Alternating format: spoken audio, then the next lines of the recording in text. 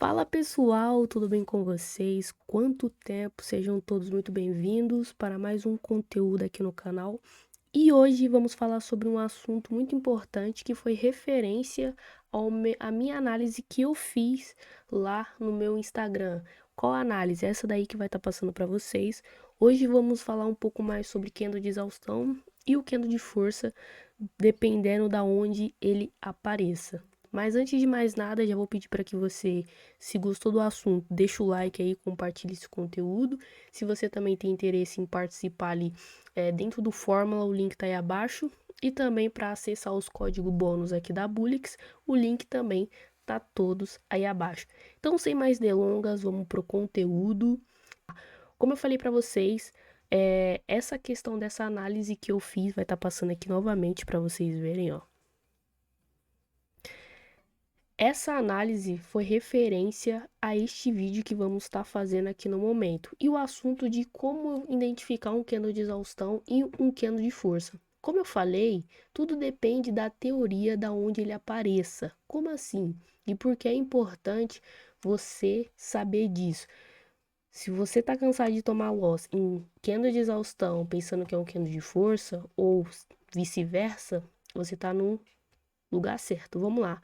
A minha análise foi o seguinte: havia uma movimentação para uma baixa e aqui os vendedores eles começaram a perder força. Isso daqui que a gente está falando, pessoal, é tipo leitura do candle, tá bom? Então os pavis eles estavam fechando um dentro do outro, demonstrando já uma fraqueza aqui vendedora, próximo para fazer o quê? Uma pequena reversão de tendência. O alvo que tinha estava mais aqui acima. Então o candle basicamente ele deu uma esticada, deixando uma entrega futura dessa maneira. E com isso, como ela já tinha rompido algumas regiões e apareceu uma fraqueza, né, no passado, aqui a gente tem mais gatilhos para entrar a favor desse pequeno fluxo que está se formando do que a favor dessa reversão. Justamente porque o candle já nasceu subindo, deixou entrega futura, então eu aguardei ela retestar uma zona legal, porque ela poderia sim fechar até um candle pequeno vendedor, mas pela retração aqui, ela pagaria a minha análise. Mas como a tendência estava muito forte para uma alta, ela fez o que? Já essa reversão aqui de tendência, beleza? E a teoria por completo aqui que temos é justamente por conta disso aqui, ó, por conta dessa fraqueza. Não faz sentido vir um monte de fraqueza aqui vendedora, logo após vir o candle de continuidade, fechou no spin top, que é um candle de continuação ali do movimento, fazer essa correção toda, dar o gatilho de confirmação. Qual o gatilho de confirmação? Esse candle aqui, deixando a entrega futura, e a gente pegar e ela depois fazer a reversão. Não iria fazer muito sentido aqui se fizesse essa reversão, beleza? Então, a minha análise foi baseado em cima disso. Agora, o que acontece? Quando o candle, como aqui já tinha feito mais de um candle comprador, então ela meio que teve mais forças ainda de fazer esse rompimento. Ela saiu sim de uma zona onde tem compra, saiu, mas ainda assim tínhamos vários outros gatilhos aqui no passado. Agora, se fosse apenas ela saindo sozinha de uma região e parando aqui, eu ficaria um pouco mais receosa de estar pegando essa análise, porque eu só teria o quê? Um esticamento. Eu não teria uma outra questão aqui no passado, beleza? Eu não teria uma outra questão.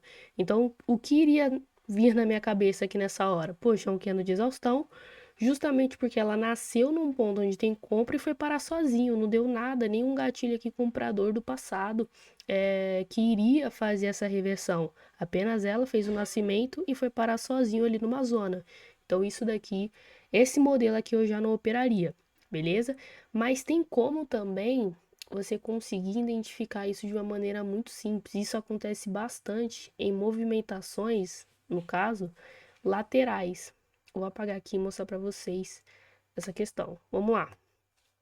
Quando o mercado ele tá lateral e obviamente no passado acontece um momento, aqui a gente tem um momento, aqui a gente tem compradores já fazendo aqui essa reversão de tendência aqui, ó, fazendo essa reversão, e eles chegam numa zona onde tem compra, onde tem venda no caso, desculpa, onde tem venda aqui. Então aqui a gente já tem um fundo, dois fundos, e aqui a gente teríamos já dois topos, beleza? Quando o candle de exaustão, olha só a diferença. Quando um candle de exaustão ele nasce e já desce com tudo, isso daqui é um candle de exaustão. Agora, quando um candle nasce e para aqui, em uma zona intermediária, só esse gatilho aqui é muito legal.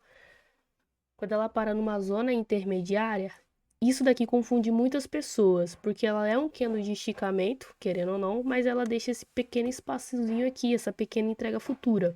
Ou seja, além dela dar esse esticamento demonstrando uma pequena força, uma grande força no caso, ela não travou em nenhuma simetria, tá bom? Ela não travou nenhuma simetria. Então esse espaço aqui daria sim para você estar pegando mais uma continuidade. E é aqui que confunde muitas pessoas. Às vezes a galera pega uma compra, dependendo, se não tiver nenhum round number.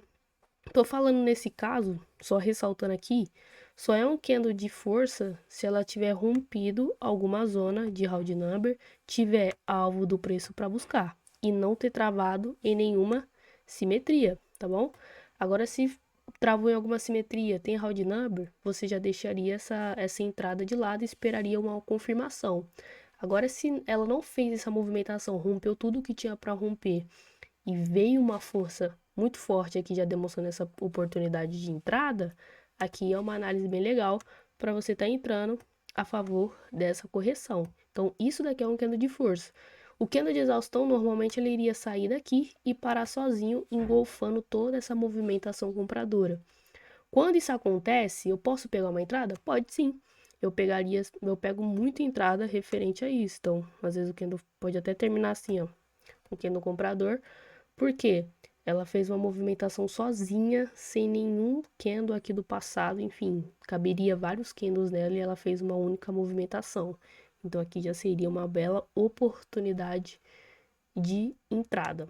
Fechou. Eu gosto quando ela fecha sem pavio nenhum, tá bom? Normalmente, quando ela fecha sem pavio nenhum é porque realmente é um candle de exaustão, sem fazer, sem dar gatilho de um dojizinho ali ou um candle bem pequenininho só para dar loss. Normalmente, quando isso acontece, ainda assim pode nascer um candle vendedor, mas aqui nesse caso não. Nesse caso aqui daria para vocês estarem entrando a favor de uma compra. Vamos procurar aqui no gráfico para vocês conseguirem identificar isso aqui juntamente comigo. Ó, vamos lá, vamos. Achei esse exemplo aqui, não tá muito bonito agora, né, o cenário, como vocês podem ver, mas dá pra gente analisar. Então, ó, vamos supor que a gente tá operando aqui agora, o mercado ele tá fazendo a movimentação para uma alta, como a gente consegue ver, e tá trabalhando fazendo topos e fundos. O que temos aqui? A gente tem uma região de round number, uma região de simetriazinha aqui, ó, onde tá saindo os compradores, e aqui fez o padrão de reversão. Olha só que interessante. Essa vela já nasceu com gap de baixa e ela fez uma movimentação sozinha, ó, sozinha, chegando apenas numa zona onde tem compra travando em simetria, ó, pavio com pavis aqui no passado. Esse gatilho aqui é um gatilho de candle de exaustão. Então, esse caso aqui, a gente poderia sim entrar com uma compra, iria ser uma entrada muito assertiva, oportunidades assim daria até para vocês aumentarem a mão, ou seja, a última entrada ali, essas entradas são bastante assertivas. Então, esse é o modelo aqui de candle de exaustão. O candle de força, no caso, vamos lá, aqui ainda assim, ó, candle de força, ele não é um candle muito extenso, na verdade, então fez a movimentação. Olha um outro modelo, pessoal. Aqui é onde tem vendedores, certo? A gente está traçando desde o passado aqui. Esse candle também fez uma única movimentação sozinho. Ele saiu de uma zona onde tem compra e foi parar sozinho onde tem uma zona de venda. Se a pessoa ainda assim pega bem posicionada, que pagaria. Mas a ideia aqui seria melhor, pela toda essa questão dessa análise, de ter pego uma venda, justamente pelo esticamento que a vela deu.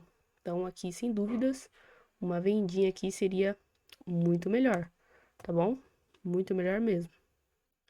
Ó, candle de força nesses cenários de fluxo, que é o que eu gosto de operar.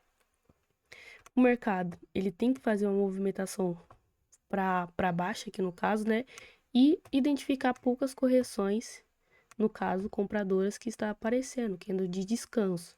Olha só, o candle de força, ele não é um candle extenso, ele é um candle pequenininho ali também, mas ele também não tem muitos pavis, normalmente não tem pavis quando é um candle de força, certo?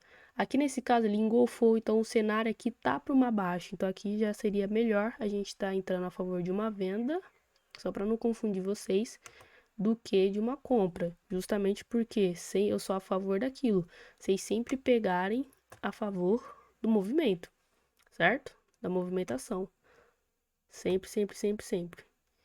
Ó, vamos ver se a gente encontra mais uma outra oportunidade aqui. Peguei esse cenário aqui para vocês conseguirem identificar junto comigo, ó. Vamos lá, o mercado ele tá fazendo uma movimentação para uma alta. Observa isso aqui. E a partir daqui começou a vir fraqueza, a fraqueza dos compradores. O que temos como alvo esse ponto aqui, que foi aonde nasceu os vendedores para fazer essa correção para os compradores continuarem a movimentação, beleza?